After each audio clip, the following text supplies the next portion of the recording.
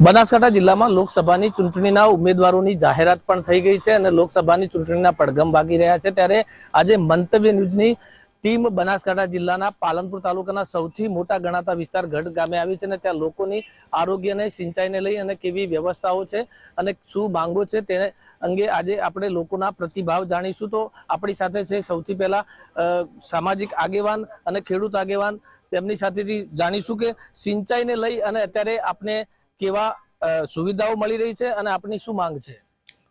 સિંચાઈ લઈને અમારા એરિયાની અંદર પાલનપુર તાલુકામાં લગભગ દરેક જગ્યાએ 800 ફૂટે પાણી છે। હવે સિંચાઈમાં ઘણી વખત રજૂઆતો બી થાય છે, સરકારે કામ બી કર્યા છે, જેમ કે આ પાઇપલાઇનો નાખીને તળાવોની અંદર પાણી નાખવાનું સરકારે કામ કર્યું છે। પણ જે રીતનું કામ શંકરભાઈ ચૌધરી આપણા અધ્યક્ષ અને પ્રવીણભાઈ માળી ડીસાની અંદર ને વાવ થરાદ ને ભાભરની અંદર જે રીતના કામ કર્યું છે એ રીતના આ બાજુ કોઈ એવો કોઈ પ્રખર નેતા નથી કે આ લોકોની લાગણીઓને સમજીને દોડમ દોડ કરીને આ બધા કામો કરાવી શકે। અમારે પાલનપુરથી માનસરોવરથી જે લડબી નદી છે એની અંદર જો આ પાઇપલાઇનથી પાણી નાખ્યા તળાવો એ લાઇનથી જો પાણી નાખવામાં આવે તો ઘણા બધા ગામોને લગભગ 20-25 ગામોને પાણીની સુવિધા મળી શકે એવી છે અને ઘણું બધું કામ પાલનપુર તાલુકાની અંદર પાણી માટે કરવાનું બાકી છે। ચોક્કસથી વાત કરવામાં આવે તો પાણીને લઈને પણ ખેડૂતોની અત્યારે એક માંગ ઉઠી છે, સાથે સાથે આરોગ્યને લઈ અને કેવી સુવિધાઓ છે તે પણ જાણીશું આપણે। આરોગ્યને લઈ અને ગઢ વિસ્તારમાં અત્યારે કેવી સુવિધાઓ છે અને આપની શું માંગ છે। પાલનપુર તાલુકાનું મોટામાં મોટું ગઢ ગામ અને ગઢ ગામ આજુબાજુના 40 ગામોને જોડતું ગામ છે। આ ગામની અંદર પ્રાઇવેટ આરોગ્યની દ્રષ્ટિએ તો દવાખાના છે જ, પરંતુ જો એક સરકારી અમારી સીએચસી કેન્દ્રની માંગણી છે એ સંતોષાય તો, અને ગઢની અંદર પોલીસ સ્ટેશન પણ આવેલું છે, તો અવારનવાર બનાવો બનતા હોય છે એની અંદર પીએમ માટે જે ચંડીસર અને પાલનપુર સુધી લાંબા થવું પડે છે એ ન થવું પડે માટે અમારી એક જ માંગ છે કે સીએચસી કેન્દ્ર ફાળવવામાં આવે। ચોક્કસથી વાત કરવામાં આવે તો આરોગ્યને લઈને પણ અહીંયા એક માંગ ઉઠી છે, સીએચસી સેન્ટર બનાવવા માટેની એક માંગ ઉઠી છે। તો રોડ રસ્તાને લઈ અને આ વિસ્તારમાં શું પરિસ્થિતિ છે તે પણ જાણીશું આપણે। ગઢ વિસ્તાર એ સૌથી મોટો વિસ્તાર છે અને રોડ રસ્તાને લઈ અને શું પરિસ્થિતિ છે। અમારા ત્યાં પ્રધાનમંત્રી સડક યોજના ચાલી રહી છે, તેમાં સાલેમપુરાથી ગઢને જોડતો રોડ, પટોસણથી સલ્લાને જોડતો રોડ અને મડાણાથી કાતરાને જોડતો રોડ, આ રોડ લગભગ પતી ગયા છે। પણ જે વિસ્તારના બાકી છે રોડ એ આ પ્રધાનમંત્રી સડક યોજનામાં જલ્દીથી પૂરા કરે અને આ નેળિયાને પૂરા કરે તો ખેડૂતોને અવર જવર કરવામાં સવલતતા પડે અને આ ગામથી આ ગામ જવાનો રસ્તો ટૂંકો થવાથી લોકોને જલ્દી પોતાનું સ્થળ મળી રહે અને વિકાસ થાય એવી અમારી અભિલાષા છે। ચોક્કસથી વાત કરવામાં આવે તો રોડ ને રસ્તાને લઈ અને અત્યારે પ્રધાનમંત્રી સડક યોજના અંતર્ગત નવા રોડ પણ બન્યા છે અને હજુ પણ રોડ બનાવવા માટેની એક માંગ ઉઠી છે। ત્યારે સૌથી મહત્વની વાત કરવામાં આવે તો ગઢ સૌથી મોટો વિસ્તાર છે અને અનેકવાર તાલુકાની પણ રજૂઆતો થઈ છે, તો તાલુકાની માંગને લઈ અને આપણે શું રજૂઆત છે। ગઢને તાલુકા માટે માંગણી 20 વર્ષથી ચાલુ છે, પણ હજુ સુધી કોઈ નિર્ણય આવ્યો નથી। 20 થી 30 ગામોને જોડતું ગામ એટલે ગઢ ગામ એટલે ગઢ સેન્ટર। દરેક ગામોથી નજીક પડતું ગામ ગઢમાં જો તાલુકો બનાવવામાં આવે તો 30 ગામોને મોટો લાભ થાય એવો છે। ખર્ચ બાબતના સમયની બાબતમાં એમનો બહુ લાભ થાય એમ છે અને જીઆઈડીસી ની પણ જરૂર છે। જો જીઆઈડીસી નાખવામાં ગઢમાં આવે તો ઘણા બધી રોજગારી મળે। ભારતમાં મોટામાં મોટો પ્રશ્ન હોય તો રોજગારીનો છે, રોજગારી માટે જીઆઈડીસી ની જરૂર છે। જીઆઈડીસી હોય તો લોકોને પૂરતી રોજીરોટી મળી રહે। ચોક્કસથી વાત કરવામાં આવે તો રોજગારીને લઈને ગઢને તાલુકો બનાવવાની પણ માંગ પ્રબળ બની છે અને જીઆઈડીસી બનાવવા માટે પણ એક માંગ પ્રબળ બની છે। મહત્વની વાત કરવામાં આવે તો ગઢ એ મોટો વિસ્તાર છે અને અહીંયા ખેડૂતો પણ મોટા પ્રમાણમાં છે, ત્યારે માર્કેટ યાર્ડને લઈ અને શું પરિસ્થિતિ છે। ગઢ એક પાલનપુર તાલુકાનું મોટું ગામ છે।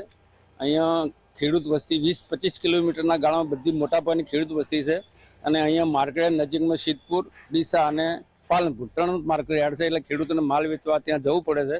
અગાઉ અહીંયા રીસર્વે થયેલું માર્કેટ નવો બનાવવા માટે અને એના કામગીરી ચાલુ કરેલી, પણ એ શામળભાઈ કરીને એક અમારા માર્કેટના ચેરમેન હતા, એમણે બહુ પ્રયત્ન કરેલો, પણ અકાળે એમનું અવસાન થવાથી એ બધી કાર્યવાહી ખોરમે પડેલી અને એ જગ્યા જે ડેરી ફાર્મ છે, ડેરી ફાર્મના જોડે લડબી નદીથી ઓલીચારા તળાવ સુધીની જગ્યા વચ્ચેની ફાજલ પડી હતી।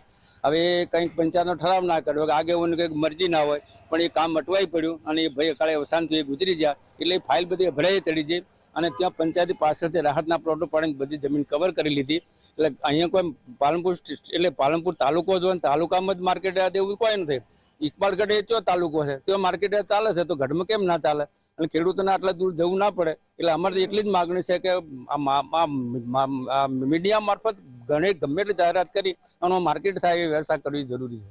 ચોક્કસથી વાત કરવામાં આવે તો માર્કેટ યાર્ડને લઈને પણ માંગ પ્રબળ બની છે. ત્યારે અન્ય આપણી સાથે એક આગેવાન છે અને ખેડૂત છે કે જેમને આપણે વાત કરીશું. અત્યારે રીસર્વેને લઈ અને શું સમસ્યાઓ ભોગવી રહ્યા છે? રીસર્વેને લઈને આ ગામનો એક મોટામાં મોટો પ્રશ્ન છે. પૂર્વની જમીનમાં પશ્ચિમમાં જઈ, પશ્ચિમની જમીનમાં ખેડૂતો પૂર્વમાં ગયા છે અને આ મોટો પ્રશ્ન છે. આજથી 5 વર્ષ મોડે કલેક્ટર સાહેબ ગઢમાં આવેલા, એ વખતે પણ રજૂઆત કરેલી, પણ એનું પરિણામ શૂન્ય મળ્યું છે. એટલે રીસર્વે માટે સરકાર સત્વરે ખેડૂતોને ન્યાય અપાવે એવી અમારી માગણી છે. ચોક્કસથી રીસર્વેને લઈને પણ ખેડૂતો અત્યારે માંગ કરી રહ્યા છે કે રીસર્વે કરાવી સરકાર તાત્કાલિક ધોરણે ખેડૂતોની આ માંગને પૂરી કરે. ત્યારે સરકાર દ્વારા વિવિધ યોજનાઓ જાહેર કરવામાં આવી છે અને સરકારની આ વિવિધ યોજનાઓના લોકો સુધી કેટલા લાભ પહોંચ્યા છે તેને લઈને પણ આપણી સાથે એક આગેવાન છે અને એમની સાથે વાત કરીશું. સરકાર દ્વારા વિવિધ યોજનાઓ શરૂ કરવામાં આવી છે અને આ યોજનાઓ કયા પ્રકારની છે અને લોકો કેટલા લાભ લે છે? સરકારશ્રીની યોજનાઓમાં પહેલા તો એક તો એનું એક મફત રેશન કાર્ડ, બરાબર, મફત રેશન આ વખતે પણ એને 5 વર્ષ સુધી એને લંબાઈ છે આ યોજના. અને અમારા ગામની અંદર અહીંયા 5 કંટ્રોલ છે, એટલે મફત રેશન યોજનાનો પણ લાભ અહીંયા લાભાર્થીઓને મળે.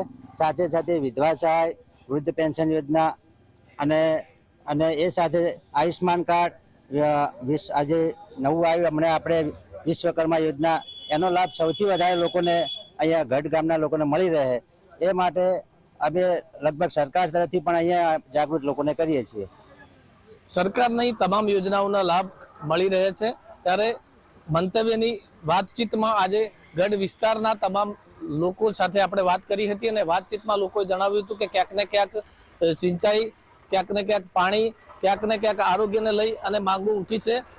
તો સરકારની વિવિધ યોજનાઓના લાભ પણ લોકોને મળી રહ્યા છે. ત્યારે લોકો પણ અત્યારે સરકારની તમામ યોજનાઓના લાભ લઈ રહ્યા છે અને સાથે સાથે નવીન જે યોજનાઓ હોય અથવા તો વિકાસના કાર્યો હોય તેને લઈને માંગ કરી રહ્યા છે. રમેશ પટેલ, મંતવ્ય ન્યૂઝ, બનાસકાંઠા.